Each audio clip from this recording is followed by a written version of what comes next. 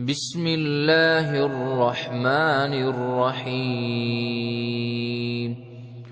الحمد لله الذي أنزل على عبده الكتاب ولم يجعل له عوجا قيما لينذر بأسا شديدا من لدنه ويبشر المؤمنين الذين يعملون الصالحات أن لهم أجرا حسنا ماكثين فيه أبدا وينذر الذين قالوا اتخذ الله ولدا ما لهم به من علم ولا لآبائهم كبرت كلمة تخرج من أفواههم إن يقولون إلا كذبا فلعلك باخع نفسك على آثارهم إن لم يؤمنوا بهذا الحديث أسفا إنا جعلنا ما على الأرض زينة لها لنبلوهم أيهم أحسن عملا وإنا لجاعلون ما عليها صعيدا جرزا أم حسبت أن أصحاب الكهف والرقيم كانوا من آياتنا عجبا إذ أوى الفتية إلى الكهف فقالوا ربنا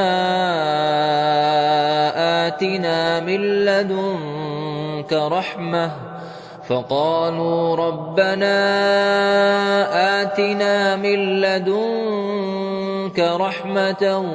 وهيئ لنا من أمرنا رشدا فضربنا على آذانهم في الكهف سنين عددا ثم بعثناهم لنعلم أي الحزبين أحصى لما لبثوا أمدا نحن نقص عليك نبأهم بالحق إنهم فتية آمنوا بربهم وزدناهم هدى وربطنا على قلوبهم إذ قاموا فقالوا ربنا رب السماوات والأرض لن ندعو من دونه إلها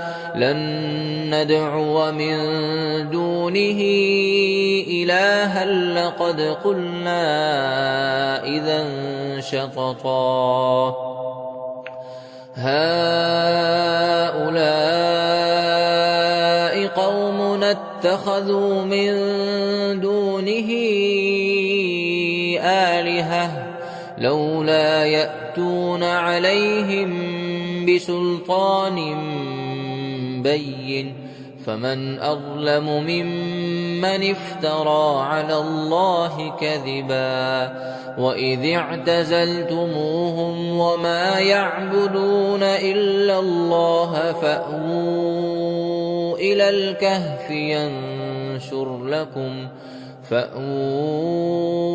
إلى الكهف ينشر لكم ربكم من رحمته ويهيئ لكم من أمركم مرفقا وترى الشمس إذا طلعت تزاور عن كهفهم ذات اليمين وإذا غربت تقرضهم ذات الشمال وهم في فجوة منه ذلك من آيات الله من يهد الله فهو المهتد ومن يضلل فلن تجد له وليا مرشدا وتحسبهم أيقاظا وهم رقود ونقلبهم ذات اليمين وذات الشمال وكلبهم باسط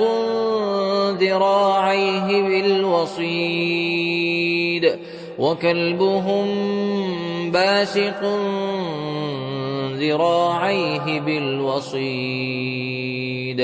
لو اطلعت عليهم لوليت منهم فرارا ولملئت منهم رعبا وكذلك بعثناهم ليتساءلوا بينهم قال قائل منهم كم لبثتم قالوا لبثنا يوما أو بعض يوم قالوا ربكم أعلم بما لبثتم فابعثوا أحدكم بورقكم هذه إلى المدينة فلينظر أيها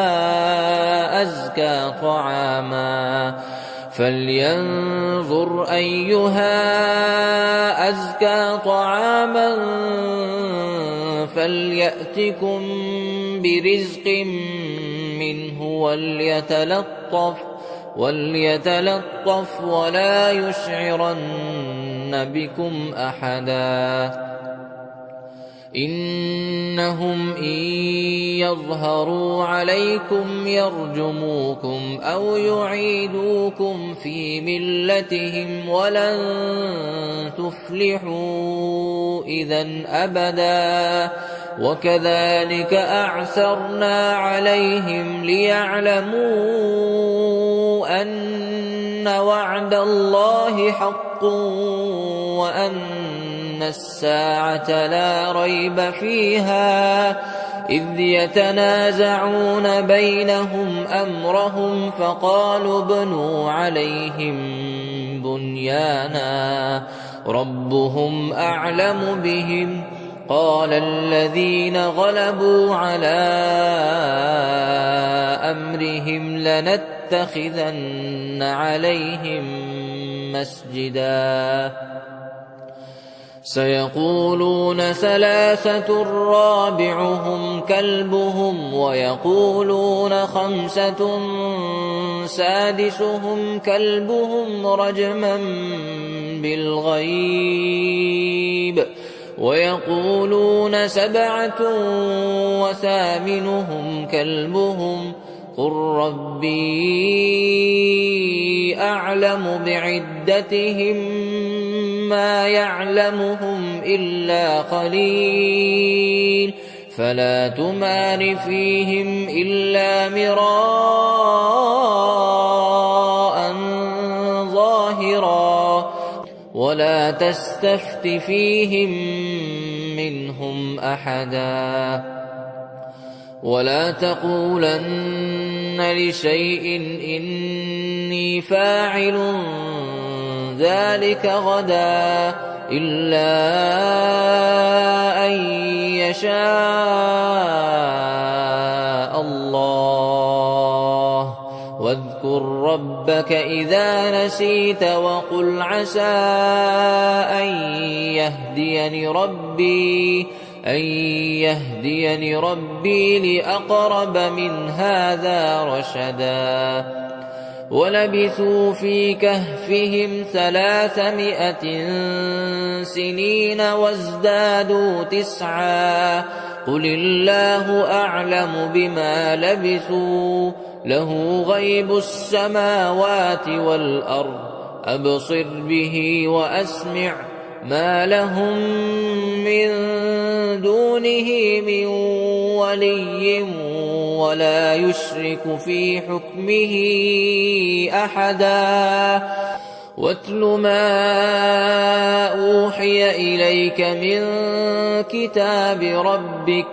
لا مبدل لكلماته ولن تجد من دونه ملتحدا واصبر نفسك مع الذين يدعون ربهم بالغداة والعشي يريدون وجهه ولا تعد عيناك عنهم تريد زينة الحياة الدنيا ولا تطع من أغفلنا قلبه عن ذكرنا واتبع هواه وكان أمره فرطا وقل الحق من ربكم فمن شاء فليؤمن ومن شاء فليكفر إنا أعتدنا للظالمين نارا أحاط بهم سرادقها وإن يستغيثوا يغاثوا بماء كالمهل يشوي الوجوه بئس الشراب وساءت مرتفقا إن الذين آمنوا وعملوا الصالحات إنا لا نضيع أجر من أحسن عملا أولئك لهم جنات عدن تجري من تحتهم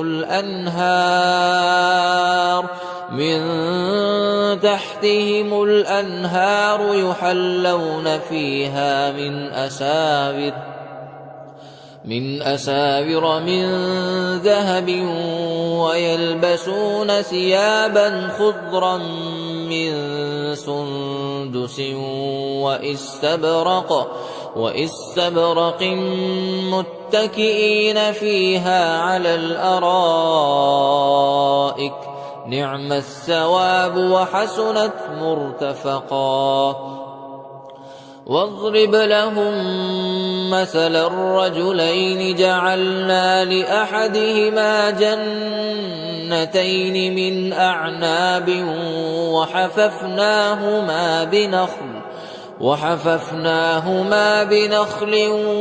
وجعلنا بينهما زرعا كلتا الجنتين آتت أكلها ولم تظلم منه شيئا وفجرنا خلالهما نهرا وكان له ثمر فقال لصاحبه وهو يحاوره أنا أكثر منك مالا وأعز نفرا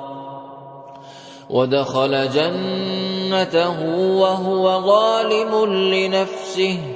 قال ما أظن أن تبيد هذه أبدا وما أظن الساعة قائمة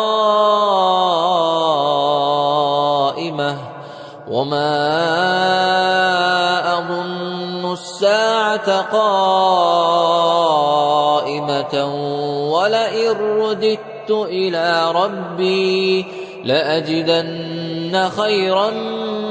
منها منقلبا قال له صاحبه وهو يحاوره أكفرت بالذي خلقك من تراب ثم من نطفة ثم سواك رجلا لكن هو الله ربي ولا أشرك بربي أحدا ولولا إذ دخلت جنتك قلت ما شاء الله لا قوة إلا بالله إن ترني تراني أنا أقل منك مالا وولدا فعسى ربي أن يؤتيني خيرا من جنتك ويرسل عليها حسبانا من السماء فتصبح صعيدا زلقا أو يصبح ماؤها غورا فلن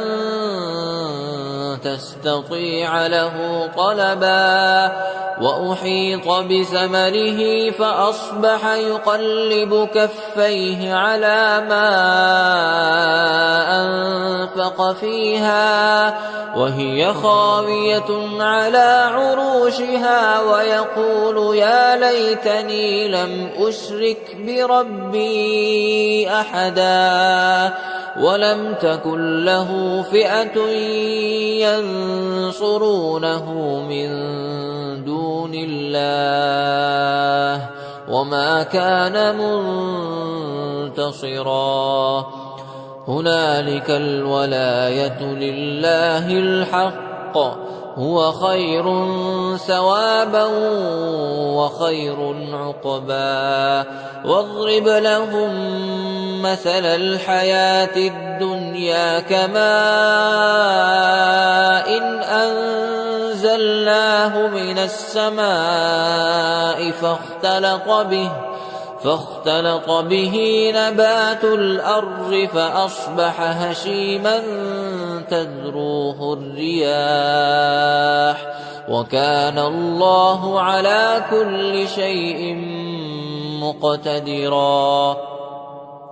المال والبنون زينة الحياة الدنيا والباقيات الصالحات خير عند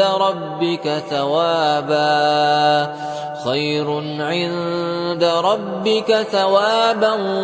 وخير أملا ويوم نسير الجبال وترى الأرض بارزة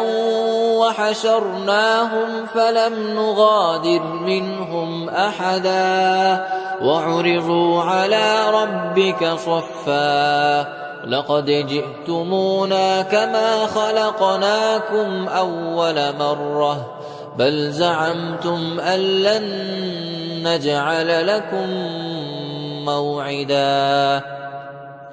ووضع الكتاب فترى المجرمين مشفقين مما فيه ويقولون يا ويلتنا ما لهذا الكتاب لا يغادر صغيرة ولا كبيرة إلا أحصاها ووجدوا ما عملوا حاضرا ولا يظلم ربك أحدا وإذ قلنا للملائكة اسجدوا لآدم فسجدوا إلا إبليس كان من الجن ففسق عن أمر ربه أفتتخذونه وذريته أولياء من دوني وهم لكم عدو بئس للظالمين بدلا ما أشهدتهم خلق السماوات والأرض ولا خلق أنفسهم وما كنت متخذ المضلين عضدا ويوم يقول نادوا شركائي الذين زعمتم فدعوهم فلم يستجيبوا لهم وجعلنا بينهم موبقا ورأى المجرمون النار فظنوا أنهم واقعوها ولم يجدوا عنها مصرفا ولقد صرفنا في هذا القرآن للناس من كل مثل وكان الإنسان أكثر شيء جدلا وما منع الناس أن يؤمنوا إذ جاءهم الهدى ويستغفروا ربهم إلا أن تأتيهم سنة الأولين أو يأتيهم العذاب قبلا وما نرسل المرسلين إلا مبشرين ومنذرين ويجادل الذين كفروا بالباطل ليدحضوا به الحق واتخذوا آياتي وما أنذروا هزوا ومن أظلم ممن ذكر بآيات ربه فأعرض عنها ونسي ما قدمت يداه إنا جعلنا على قلوبهم أكنة أن يفقهوه وفي آذانهم وقرا وإن تدعوهم إلى الهدى فلن يهتدوا إذن أبدا وربك الغفور ذو الرحمة لو يؤاخذهم بما كسبوا لعجل لهم العذاب بل لهم موعد لن يجدوا من دونه موئلا وتلك القرى أهلكناهم لما ظلموا وجعلنا لمهلكهم موعدا وإذ قال موسى لفتاه لا أبرح حتى أبلغ مجمع البحرين أو أمضي حقبا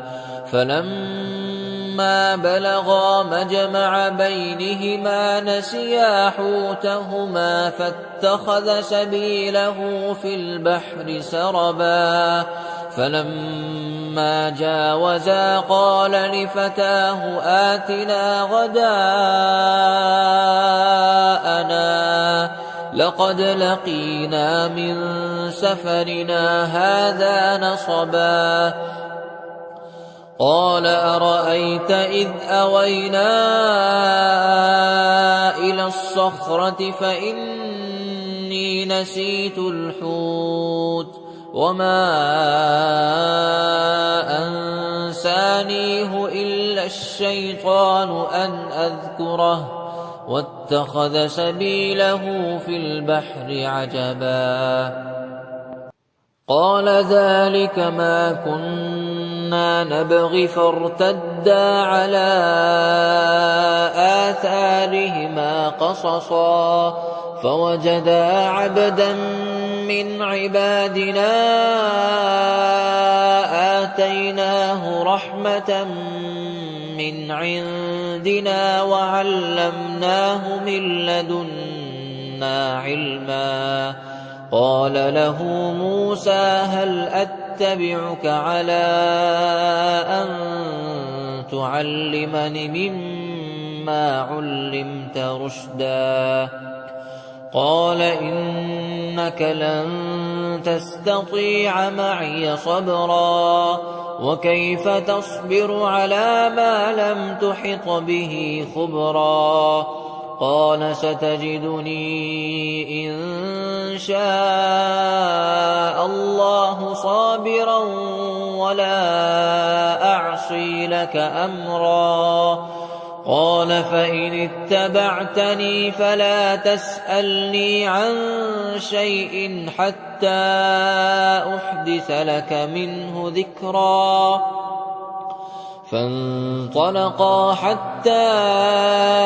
إذا ركبا في السفينة خرقها قال أخرقتها لتغرق أهلها لقد جئت شيئا إمرا قال ألم أقل إنك لن تستطيع معي صبرا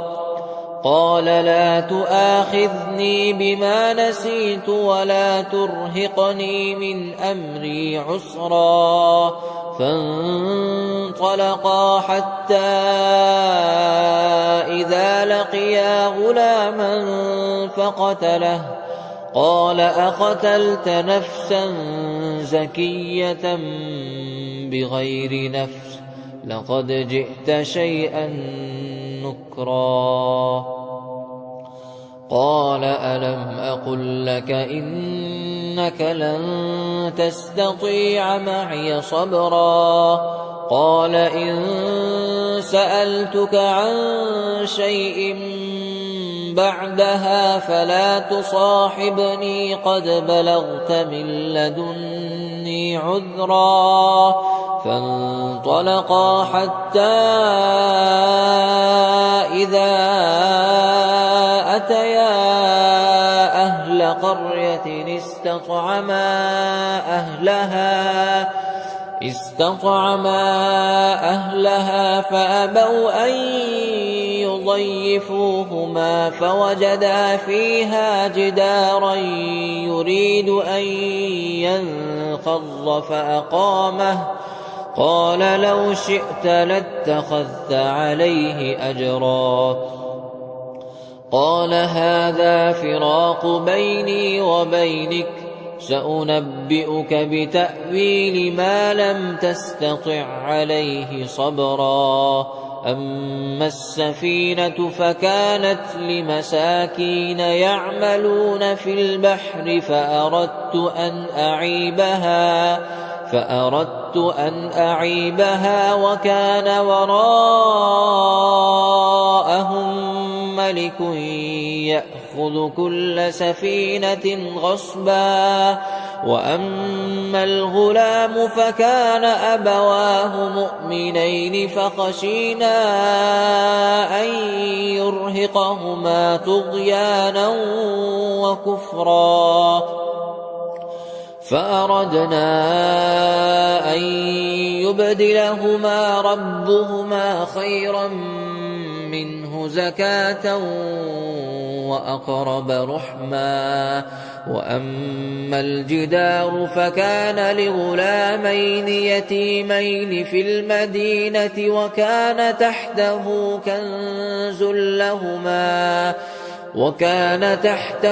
كنز لهما وكان أبوهما صالحا فأراد ربك أن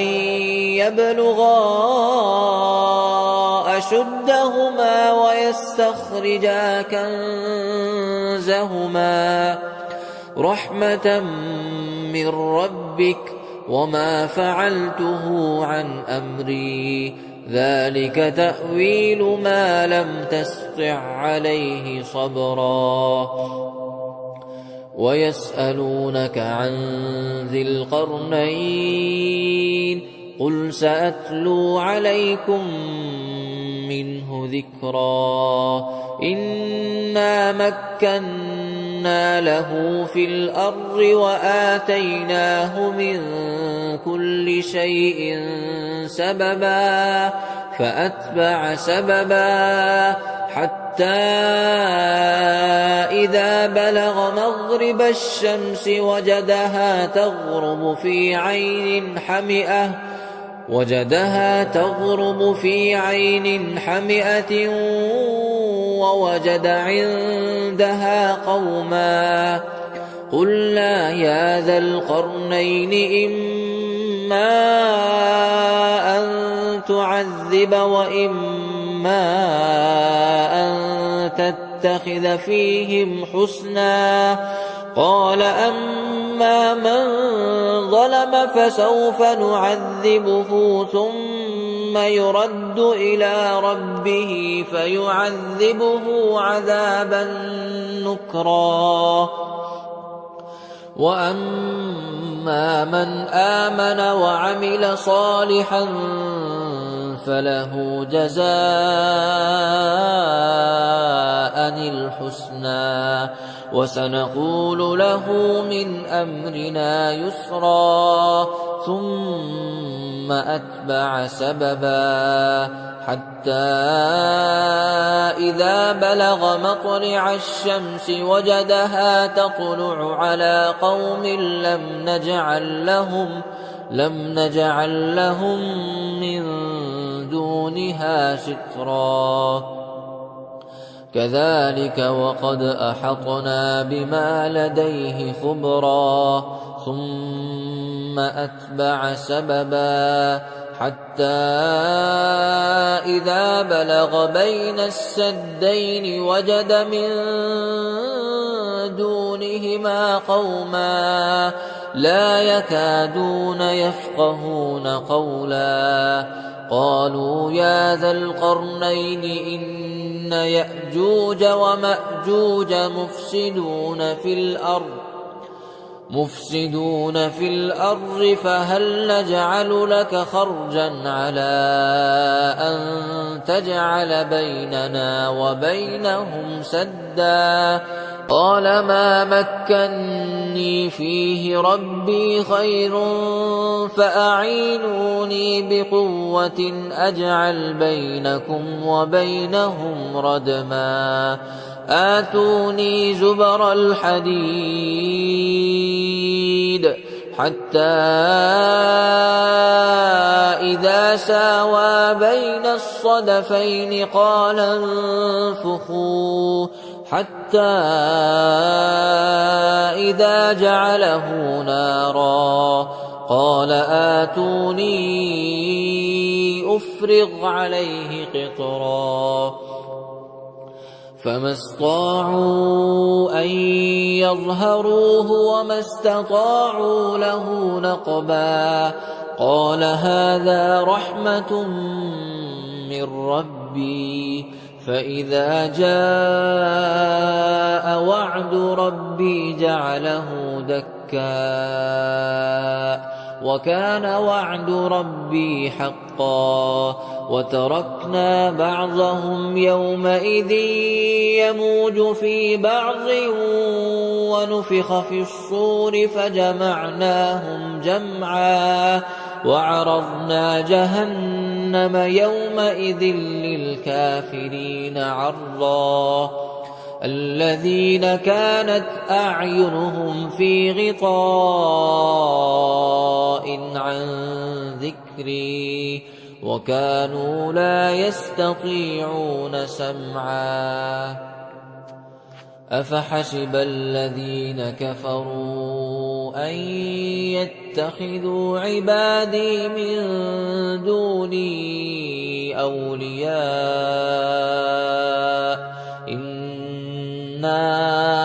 أعتدنا جهنم للكافرين نزلا. قل هل ننبئكم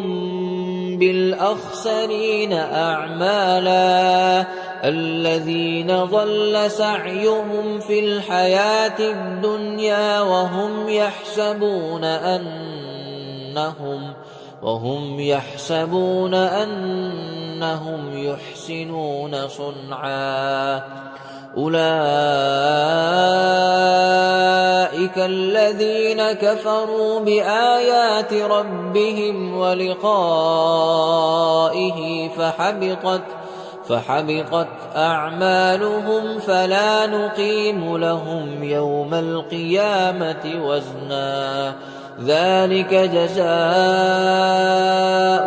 جهنم بما كفروا واتخذوا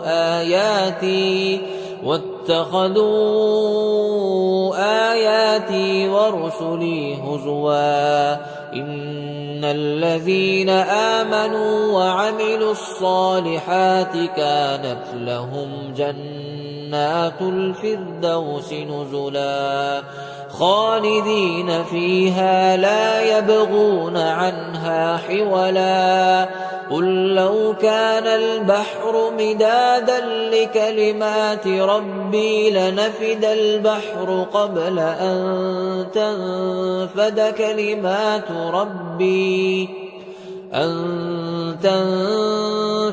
كلمات ربي ولو جئنا بمثله مددا قل إنما أنا بشر مثلكم يوحى إلي أنما إلهكم إله واحد فمن كان يرجو لقاء ربه فليعمل عملا